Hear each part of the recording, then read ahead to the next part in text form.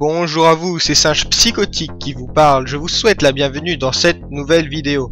Aujourd'hui, j'avais envie de vous parler de la saga Matrix, cette fameuse trilogie de science-fiction qui a été une œuvre fédératrice de toute une génération. Mais c'est aussi une trilogie qui a eu des critiques assez mitigées finalement.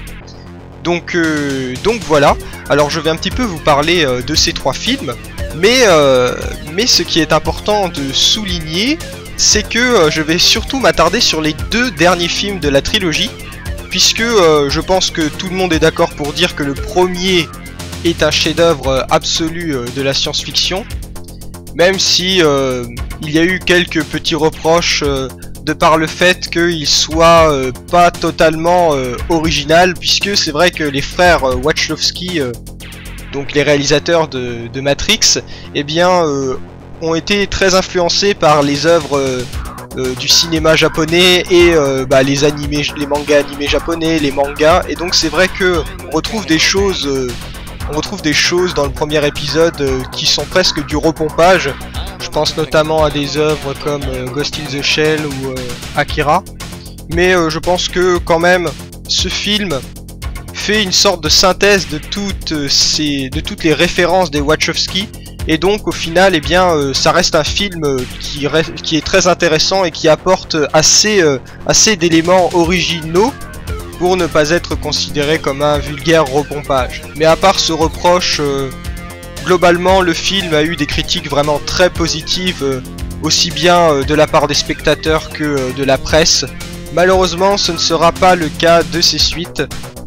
Donc nous sommes en 2003 lorsque sort le deuxième film de cette trilogie. Donc ce film est sorti en mai, toujours réalisé par les frères Wachowski, excusez-moi. Alors oui, je dis les frères Wachowski, mais depuis quelques temps, eh bien, ce sont des frères et sœurs, puisque un des frères a changé de sexe. Mais cela ne nous regarde pas, n'est-ce pas? Donc en mai 2003 sort le deuxième épisode de cette trilogie. Et ce deuxième épisode a été très fortement critiqué. Alors déjà, la particularité de ce film, c'est que c'est en fait une moitié de film. Parce que les Wachowski ont décidé de faire une suite au premier Matrix, mais une suite qui serait composée en fait de deux films. Donc ce serait un grand film, mais divisé en deux parties. Et donc c'est vrai que déjà, donc c'est un procédé qu'on a pu voir après dans par exemple le dernier Harry Potter qui a été divisé aussi en deux. Et bien c'est vrai que quand on regarde ce film, et bien on sent que y a pas de fin en fait. On reste un petit peu sur notre faim, et c'est un peu normal puisque ce film est une moitié de film quoi. Il y a un problème, on sent qu'il y a un problème dans le scénario, qu'il manque quelque chose. On a l'impression de pas avoir vu un film en entier.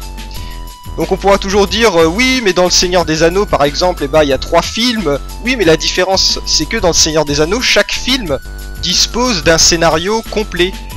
Par exemple dans la Communauté de l'Anneau on voit bien qu'il y a un début, un développement de l'intrigue et une fin.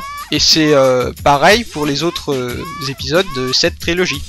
Donc évidemment pour les deux derniers épisodes de la trilogie Matrix, eh bien chacun des épisodes correspond à une partie du scénario. Résultat, on se retrouve avec deux films qui semblent inachevés si on les regarde de manière indépendante. Et je pense que c'est surtout ça qui a refroidi la plupart des gens qui ont vu le deuxième épisode au cinéma. Maintenant, est-ce que c'est vraiment un défaut en soi? Parce que ça permet d'avoir du coup une intrigue plus longue, plus développée, puisque les réalisateurs disposent de plus de temps pour nous montrer des choses. Et donc je trouve que c'est pas en soi vraiment un défaut. Alors maintenant je comprends que à la sortie du deuxième film au cinéma, eh bien les gens ont été un petit peu déçus, parce que c'est vrai que à mon avis il y a eu beaucoup de pubs autour de ce deuxième épisode, et au final se retrouver avec un film, avec une moitié de film, eh bien c'est sûr que ça a dû être assez frustrant pour beaucoup de gens. Puis la même année, en décembre, est sorti le troisième épisode de cette trilogie. Et là, eh bien, ça a encore plus fait bondir les critiques, si je puis dire, puisque ce nouvel épisode eh bien, se démarque complètement des autres épisodes de la trilogie, puisque là on va s'intéresser au monde réel, enfin au monde qui est considéré comme réel dans le film, c'est-à-dire à la ville de Sion, donc une ville de style cyberpunk où les êtres humains se sont réfugiés pour survivre face à la domination des machines. Et donc ça implique une réduction significative de scènes dans la matrice, et donc finalement vraiment un film de pure science-fiction, avec des types qui pilotent des sortes de robots qui font un peu penser au Dreadnought de Warhammer 40 000. Et je pense que c'est aussi une des raisons qui justifie le fait que pas mal de gens n'ont pas du tout aimé le troisième film. Mais voilà. J'ai fait cette vidéo justement pour défendre ces deux derniers films, parce que je pense que ils ont été critiqués un petit peu à tort.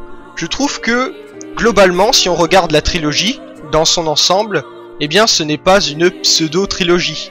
C'est vraiment une série de films qui se complète parfaitement et qui propose un scénario vraiment bluffant d'originalité et de complexité. Moi je trouve que franchement c'est vraiment une très bonne série de films quoi. Alors il y a beaucoup de gens, je dis ça parce qu'il y a beaucoup de gens qui considèrent que la trilogie Matrix est une pseudo-trilogie, c'est-à-dire une trilogie de films qui n'a pas lieu d'être parce que le premier film se suffit à lui-même et que ses suites ne sont que des blockbusters qui sont là pour capitaliser sur le succès du premier film. Alors moi je trouve que cet avis est assez réducteur parce que je trouve quand même que les suites du premier Matrix sont vraiment bonnes. Elles proposent des scènes d'action vraiment épiques. Tout le monde se souviendra de la bataille finale du troisième épisode contre les machines, qui est vraiment impressionnante. Même maintenant en 2013, eh bien cette bataille est bluffante de par ses effets spéciaux et de par sa tension dramatique. Et puis on se souviendra aussi de séquences d'action absolument impressionnantes dans le deuxième film, avec le fameux combat sur l'autoroute, qui est un très long combat mais vraiment génial, avec pareil une tension dramatique absolument énorme, et puis des scènes d'action absolument dantesques. Donc bon, là je parle des scènes d'action, mais ces films proposent aussi autre chose. Je trouve que il y a aussi dans ces deux films, eh bien, il y a un développement de l'idée du mythe campbellien avec Neo, qui est en fait une sorte de messie, de sauveur de l'humanité, et qui va libérer son peuple de l'oppression. Donc il y a cette idée, mais il y a aussi un développement de l'idée de la dénonciation de la dépendance de l'homme aux machines. Et ça, c'était bien sûr, c'était un thème qui était présent dans le premier film, mais les deux films suivants appuient encore plus cette idée, et de manière vraiment excellente. Alors par exemple, il y a le fameux dialogue avec l'architecte. Alors je trouve que ce dialogue est vraiment super, même si il y a beaucoup de gens qui ont critiqué ce dialogue parce qu'ils disaient, donc c'est un dialogue qui est présent dans le deuxième film, hein, et en fait, eh bien ce dialogue, beaucoup de gens l'ont critiqué parce qu'il était long, incompréhensible, et ça a déballé un peu tout un tas d'idées philosophiques. On savait pas très bien de quoi il parlait. Alors moi je suis d'accord, c'est vrai que la première vision ça a été ça, mais quand j'ai vu le film plusieurs fois et que je me suis un petit peu intéressé à ce qu'il disait, eh bien j'ai trouvé qu'il y avait vraiment un travail là-dessus quoi. Il y a vraiment, on sent que les Wachowski ont une volonté vraiment profonde de proposer un divertissement de qualité, tout en faisant un divertissement intelligent, c'est-à-dire un divertissement qui permet une réflexion sur nous-mêmes, sur la société, sur le monde. Et ça, j'ai trouvé que c'était quelque chose de vraiment bien. Donc voilà, moi je trouve que critiquer les deux derniers films de la trilogie Matrix en disant qu'ils sont des films parasites, eh bien je trouve que c'est un petit peu exagéré. Et puis en plus, depuis la sortie de ces films, donc c'était il y a 10 ans, donc ça fait déjà un moment, et bien depuis la sortie de ces films, on a eu des films de science-fiction complètement pourris, qui sont vraiment en dessous, très loin en dessous de ces films-là. Donc voilà, moi je trouve que quand même, enfin, exploser ces deux films-là sous ce prétexte-là, eh bien, c'est un petit peu exagéré. Voilà.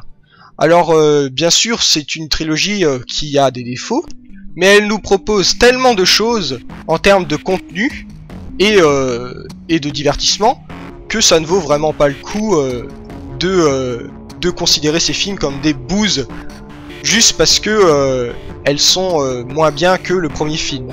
Alors oui, je suis tout à fait d'accord sur le fait de dire que ces deux suites sont sympas, mais sont moins bien que le premier film.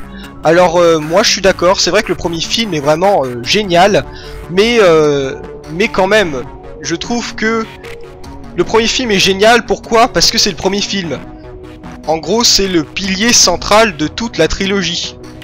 Et donc, si vous voulez, bah, les films qui vont suivre ne seront qu'un développement des idées qui ont été exposées dans le premier film. Donc oui, ça je suis d'accord. Mais, voilà, arrêtons de cracher sur ces deux pauvres Matrix Reloaded et Matrix Revolution. Car ce ne sont pas des films qui ont été faits à l'arrache. Je trouve, c'est franchement, il y a des gens qui disent ça, enfin je connais des gens qui disent que ce sont des films qui ont été faits à l'arrache, mais pour capitaliser sur le premier film. Alors là, moi je trouve que c'est, enfin ce genre d'avis, je suis pas du tout d'accord avec ce genre d'avis, franchement, il faut arrêter de cracher dans la soupe.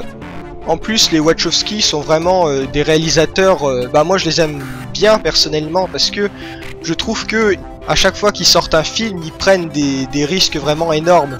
Et donc, moi je trouve que c'est quelque chose qui est assez rare dans le cinéma actuel.